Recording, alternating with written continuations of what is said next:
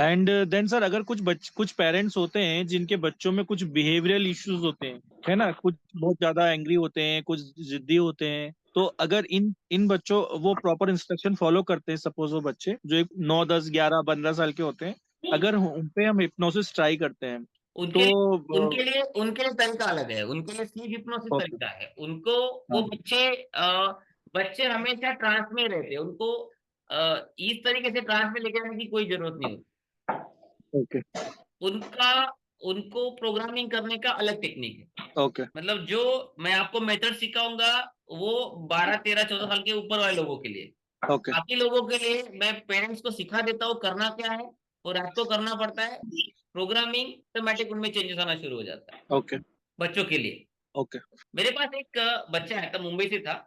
Basically वो actor है, उसने अमिताभ बच्चन के साथ, रणवीर कपूर के सबके साथ ऐड किया है। उसका क्या हुआ था, उन्होंने एक शूट किया था कब्रिस्तान में।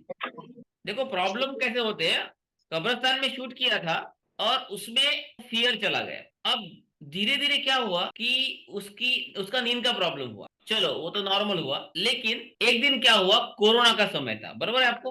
वो सोया हुआ था, 4 बजे फोन आता है उनकी बेटी को कि आपके मम्मी पापा नींद में ही चले गए। देखो कैसा फर्क पड़ता है, कैसा प्रोग्रामिंग होता है समझ लीजिए। और उसी वक्त वो बच्चा जागता है और वो सुन लेता है कि नींद में ही वो मर गए या चले गए। और कभी भी याद रखना, सोने से पहले का समय और उठने के बाद का समय जो 1 मिनट 2 मिनट का होता है वो हिप्नोटिक ट्रांस होता है।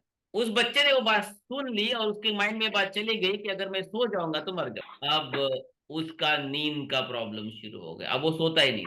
जब मेरे पास आया था तो 15 दिन वो सोया नहीं और पूरा वियर्ड बात कर रहा था, कुछ भी बात कर रहा था। तो उसे मैंने ये जो नॉर्मल टेक्निक का इस्तेमाल करते उसके माध्यम से नहीं किया, उसको मैंने डायग्रामेटिकली प्रोग्रामिंग किया, उसको डायग्राम के माध्यम से प्रोग्राम किया और कार्टून।